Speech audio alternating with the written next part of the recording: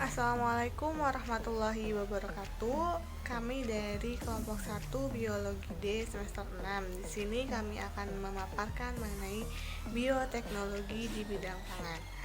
Sebelumnya perkenalkan, saya Revi Kirana. Di sini saya akan memaparkan sedikit mengenai pengertian dari bioteknologi.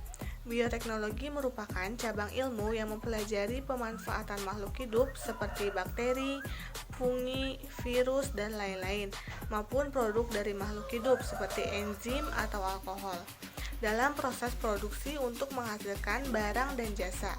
Bioteknologi ini digolongkan menjadi dua, yaitu bioteknologi konvensional dan bioteknologi modern. Bioteknologi konvensional merupakan bioteknologi sederhana dengan memanfaatkan mikroba, proses biokimia, dan genetika secara alami. Ciri-ciri dari bioteknologi konvensional ini yaitu menggunakan teknologi yang secara sederhana, biaya yang relatif murah, dan tidak dapat menghasilkan sifat atau organisme baru. Contoh dari bioteknologi konvensional ini seperti fermentasi. Kemudian selanjutnya ada bioteknologi modern. Bioteknologi modern merupakan bioteknologi yang didasarkan pada manipulasi atau rekayasa rekayasa DNA. Selain memanfaatkan dasar dari mikrobiologi dan biokimia. Metode ini dilakukan dengan cara memodifikasi gen-gen spesifik dan menyisipkan pada organisme lain seperti mikroba, hewan, dan tumbuhan. Bioteknologi modern ini berkembang setelah ditemukannya struktur DNA. Ciri-ciri dari bioteknologi modern ini yaitu menggunakan teknologi yang lebih modern, memanfaatkan rekayasa genetika, biaya yang relatif mahal, dan dapat menghasilkan sifat baru dari organisme. Selanjutnya yaitu bioteknologi pangan, merupakan penerapan ilmu pengetahuan tentang pemanfaatan berbagai jenis mikroorganisme yang menguntungkan yang bertujuan untuk menghasilkan produk bahan pangan untuk manusia.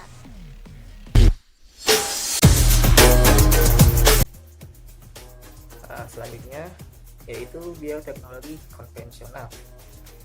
Bioteknologi konvensional biasanya menggunakan cara fermentasi. Fermentasi adalah proses tradisional untuk meningkatkan daya simpan hasil pertanian seperti susu, sayur-sayuran, dan daging. Untuk produk-produk konvensional itu memiliki berbagai macam produk. Yang pertama itu produk pangan memiliki nilai gizi tinggi, produk hasil fermentasi asam, lalu produk pangan hasil fermentasi alkohol. Yang terakhir itu produk penyedap makanan. Yang pertama produk dengan nilai gizi tinggi. Yang pertama itu tempe. Tempe adalah makanan tradisional masyarakat Indonesia yang terbuat dari kedelai dengan memanfaatkan jamur genus Rhizopus stoloniferus. Lalu juga ada nata de coco. Nata de coco adalah merupakan olahan air kelapa yang dibantu oleh bakteri Acebacteria silino. Lalu selanjutnya ada roti. Roti merupakan hasil produk bioteknologi yang memiliki nilai gizi tinggi. Dalam pembuatan roti, penggunaan bubuk ragi begitu penting. Lalu juga ada produk pangan hasil fermentasi asam. Biasanya fermentasi asam ini didominasi oleh olahan susu. Yang pertama itu yogurt. Yogurt adalah olahan susu yang berasa asam dengan menggunakan bakteri asam laktat. Bakteri tersebut akan mengubah gula menjadi asam laktat. Lalu juga keju. Keju merupakan penerapan bioteknologi yang dilakukan untuk mengawetan susu. Keju dibantu oleh bakteri asam laktat seperti Piriformin bacterium dan Piriformium camembert untuk mengeraskan keju, sedangkan Penicillium rotaequitotis untuk melunakkan keju. Yang selanjutnya mentega. Mentega merupakan hasil fermentasi krim susu menggunakan bakteri Streptococcus lacticis yang akan memisahkan tetesan mentega berlemak dan cairan lainnya yang terkandung di dalamnya. Selanjutnya produk pangan hasil fermentasi alkohol. Yang pertama itu tapai. Tapai atau tape adalah makanan berbahan singkong yang telah difermentasi oleh ragi dan memiliki rasa khas dan mengandung alkohol sekitar 3-4%. Lalu juga bir. Bir merupakan minuman yang terbuat oleh tumbuhan barley sejenis gandum yang dilakukan oleh khamir atau Saccharomyces cerevisiae dan Tarchemis cerevisialis. Lalu juga ada wine. Wine ada atau minuman yang terbuat dari sari buah anggur yang difermentasikan oleh khamir. Khamir sejenis Tarchemis cerevisiae. Selanjutnya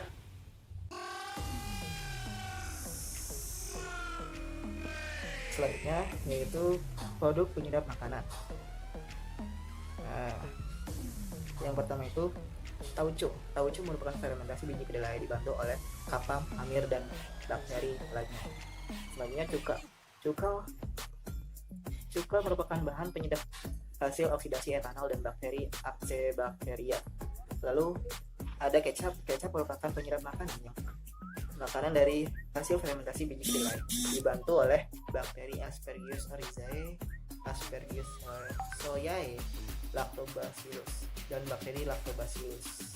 Tauco merupakan fermentasi biji kedelai dengan dibantu oleh kapang, khamir, dan bakteri lainnya.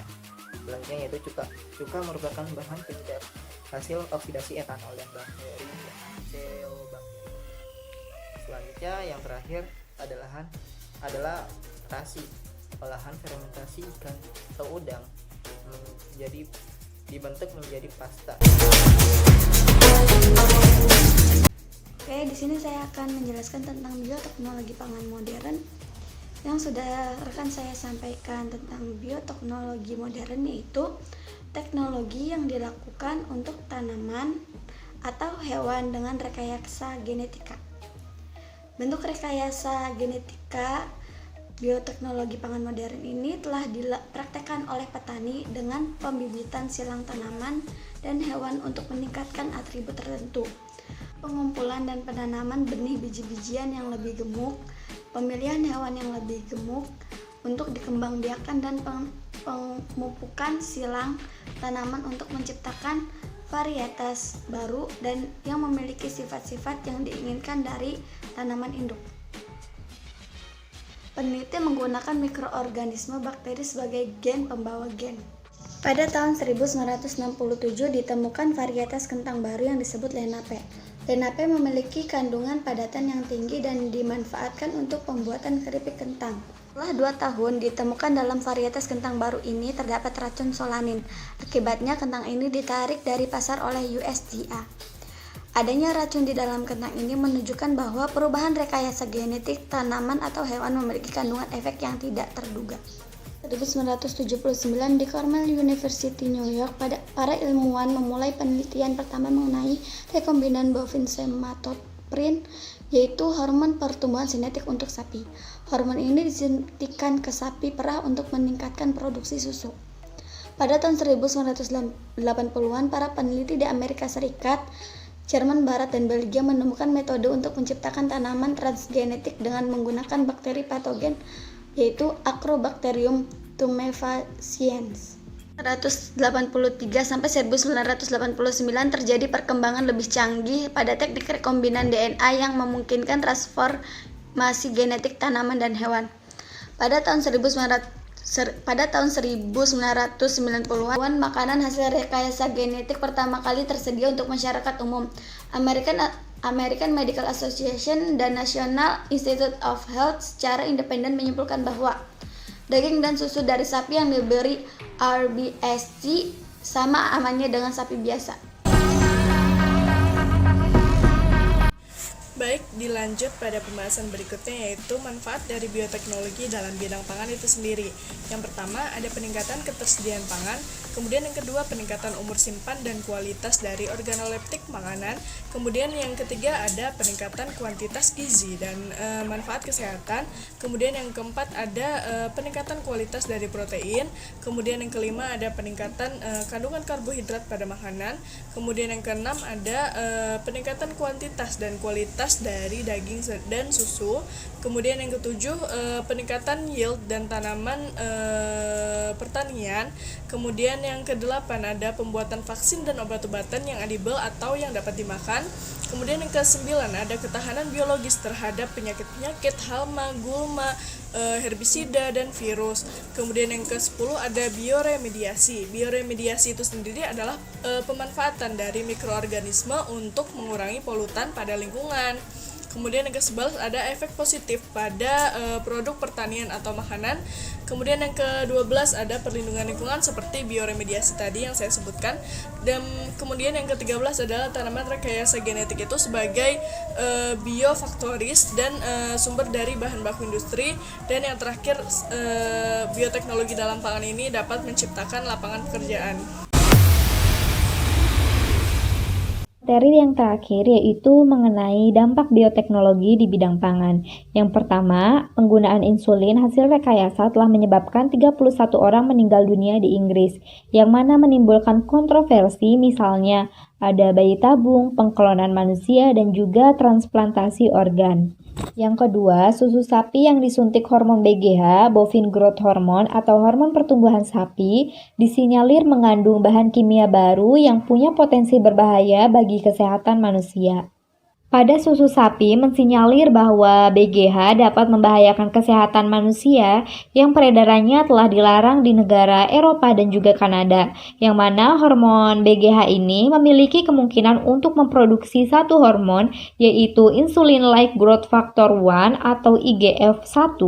Kenaikan level IGF-1 ini di pembuluh darah dapat menaikkan risiko terkena kanker, terutama pada kanker usus dan juga kanker payudara. Yang ketiga yaitu tomat Plapsarp hasil rekayasa diketahui mengandung gen yang resisten terhadap antibiotik. Tomat Plapsarp merupakan tomat hasil rekayasa genetika yang memiliki sifat tidak cepat membusuk. Sifat tersebut diperoleh dengan cara menyisipkan gen anti beku yang didapat dari ikan flounder ke dalam gen tomat. Nah, apabila tomat tersebut dikonsumsi secara terus-menerus akan menimbulkan dampak negatif terhadap kesehatan. Gen antisensis merupakan gen yang dapat membuat tomat akan lebih tahan lama. Enzim alami pada buah tomat yang akan melunakkan tomat akan terhambat sistem kerjanya akibat adanya penyisipan gen. Gen tersebut merupakan salah satu gen yang bersifat antibiotik sehingga konsumsi tomat yang tinggi dapat meningkatkan resistensi antibiotik terhadap tubuh kita. 4. Yaitu jagung yang direkayasa sebagai pakan unggas menjadikan unggas tersebut menghasilkan GMO yang dikhawatirkan dapat membahayakan manusia. Meskipun memiliki banyak manfaat, namun produk GMO memiliki kontroversi dalam penggunaannya, seperti berpotensi menimbulkan alergi pada manusia, dapat mengganggu keseimbangan ekosistem karena dapat membuat hama atau gulma menjadi resisten di lingkungan tersebut, dan dikhawatirkan menjadi haram apabila gen yang disisipkan berasal dari bagian yang diharamkan, seperti daging babi dan juga manusia. Yang kelima yaitu penyisipan gen babi ke dalam buah semangka dapat membawa konsekuensi bagi penganut agama tertentu. Seperti yang telah kita ketahui bahwa dalam Islam diharamkan untuk mengkonsumsi daging babi.